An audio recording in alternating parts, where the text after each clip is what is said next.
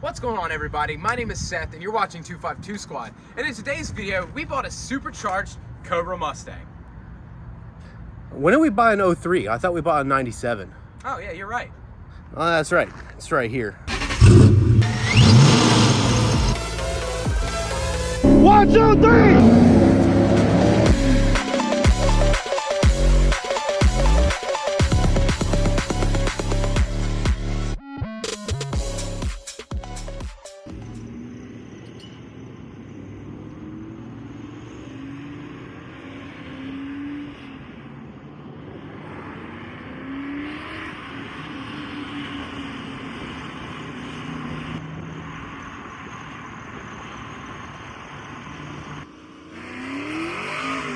This is a 1997 Mustang Cobra, and specifically a Procharged one. And unfortunately, it's not owned by me. It's owned by Sean. Me. How are you? I am under the water. Please help me. All right, so you can see by this right here that this is a supercharged 97 Mustang. But Sean, this is your car, so tell us more about it. Well, so y'all are going to be seeing a lot more in depth on this car here pretty quickly with the next coming videos.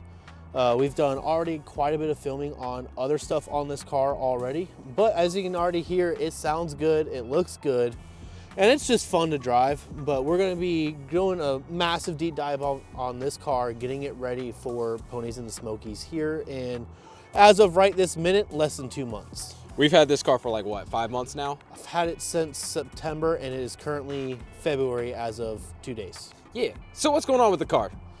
So, first of all, I've broken a lot of stuff. A lot of stuff broke on me the day I bought it. You'll see that next video.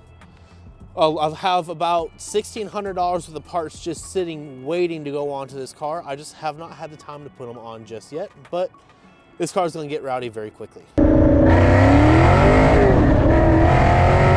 So, obviously, this is going to be my 1997 Cobra with a Procharger P1 SC unit that was originally purchased back in July of 2003. It is a 4.6 dual overhead cam motor with long tubes, an H-pipe, as well as a full Mac muffler system exhaust setup on it, as well as a handful of other items that I'm blanking on right this second. Fun. Yeah, this thing is rowdy. As an S197 owner, full bolt-on S197, this thing with 410s and all of this done will disintegrate those nittos in the back in like 2 seconds in second gear. Like, it is very scary seeing this car get on under throttle, as you'll see by the clips that are playing right now.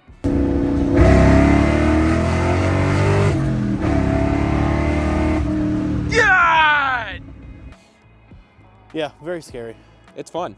It's fun. You just gotta be smart with how you drive it. Yep. All right, so just moving on to the interior of the car. As you can already see, I have been smart and have purchased a fire extinguisher for just in case, as well as a remove before flight tag for the keys, just because, you know, why not? It's already got a Pioneer Bluetooth head unit in it, as well as an AFR gauge, an aftermarket water temp gauge, as well as a boost gauge. Car currently runs on about 6 pounds of boost.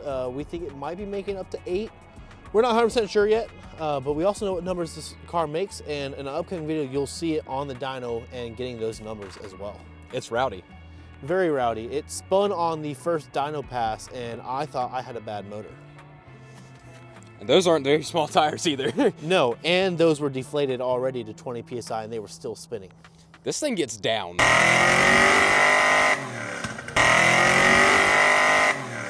So above everything else, this is a true Cobra. I do actually have the plaque from SVT team already hanging up in my wall at my apartment. And I did buy it for less than $10,000. A little bit less, but still less than $10,000 overall for a real 97 Cobra. With the Procharger. With the Procharger already installed. So I also bought the car with about 93,500 miles on it.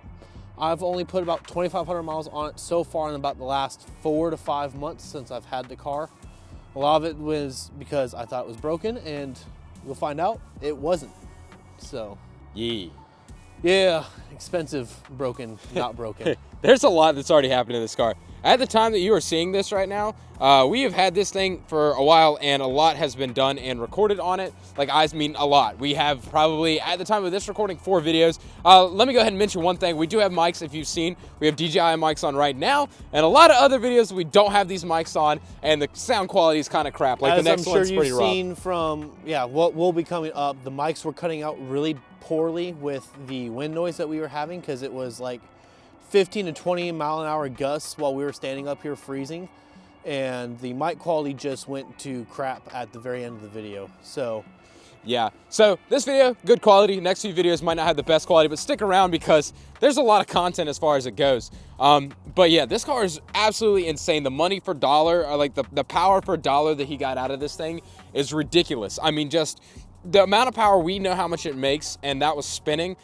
is great. It's an insane amount for less than $10,000. This car is probably one of the rowdiest things I think I've ever ridden / driven. I got to ride one time to drive it to lunch, second gear, and I was used to my S197, and I whacked this thing at full throttle in second, and I almost ate a Honda Civic in a curb because this thing will Mustang you so quickly. yes, yeah, so I call the gas pedal the obituary pedal, because it's how quickly do you want to be in the weekly obituary.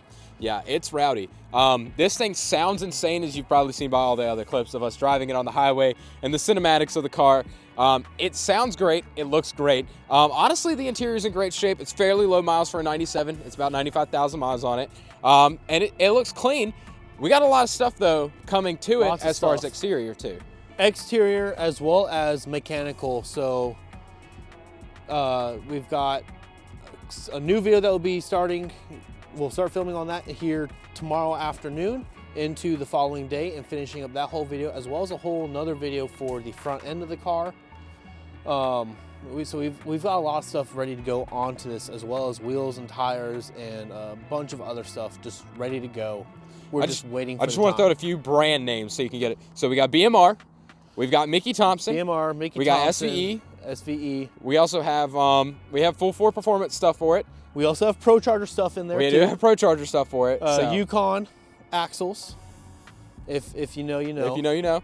There's a lot for this car. I mean, like, over the next, as you're seeing this will be probably beginning of March. As you will, if you continue to watch the series and you want to see it, catch us at Ponies and Smokies. As of right now, this car, the New Edge, and the twin turbo S197 will be at pits this year. We'll all be there, pending none of them break right before. Exactly. We are like 2 months out right now, so. We'll be in Golfs. Yeah, we might be in Golfs. But come catch this car at pits. It is actually insane. Sean, anything else you want to say before the end of the video about the car? This car's numbers are still really nice for what they are, but the car is still not running right. I've got fueling issues where I'm running extremely rich, as well as just trying to figure out why my boost gauge is off, as well as my AFR gauge. So we've got 3 major items I have to tackle. So this car is yet to see its full potential of where it's at right now with its current boost settings, and I believe we can make this thing make more than 450 wheel once it's done right. Yeah, it's definitely got the potential.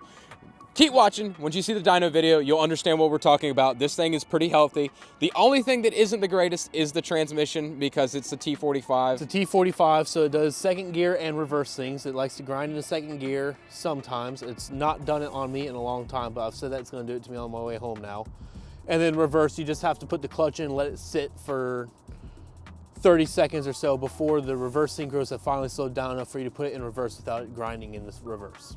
Yeah, so it's got a few little things, but overall, man, car, insane. When we went to pick it up, it was in an actual flood pretty much. It was right after the last hurricane. What was it, Helene? Helene. Yeah, after Helene, we went all the way to the beaches of North Carolina, up through Virginia Beach, down to go get this thing. And when we did, it was completely Knott's Island, and we were driving through about 1.5 miles to 3 miles worth of anywhere between 1 inch to almost 5 inches of water the entire way. Yeah, she got pretty dirty on the way back. And then in the next video, he'll tell you a few stories about coming back with it, about how he got pulled over and almost raced. Got pulled over, it broke, and I also had a 3-valve try and race me, and I just didn't feel like getting pulled over for racing. So. Yeah, so make sure to stay tuned on this build, man. It's gonna be great. A lot of stories, a lot of fun, a lot of parts. It's going to be great. I think going to pits with it's going to be good for vlog content on it, just overall filming of the car and how the experience of driving it's going to be. We also have a mystery button that we still don't know what it does. Yeah, we don't really know what this does up here. If anybody actually knows what this might be, let us know. It's just right up here on the A-pillar trim. At first I was thinking it may have been for like arming nitrous or something, but I don't really think so. I've also asked the previous owner if he knew what it was for, and he said that was there before he got it. He bought the car back in 01. So it's some old school stuff for us. So yeah, I only know about like 2013 Mustangs that go bang, bang, bang. Not really about this. This throws into the new edge stuff, which the chassis, the SN chassis, is amazing. If you've never experienced it, you need to. These things are like $4,500 for a GT. Go buy one if you any bit interested in Mustangs. They're great starting points. Early SN95s are still push rod motors, and then 96 and on is then onto timing chain motors. So if you want push rod, you can still get push rod in this chassis. If you want overhead cam, you can go with overhead cam as well. Yeah, I prefer overhead cam, but I'm a Coyote boy, so everything has to be complicated in overhead cam. Any old school guy will tell you the push rod's better. But yeah, that's pretty much going to be it for the talking and everything about this video. If you did like the Cobra content, please drop a subscribe. Wow, I can't talk.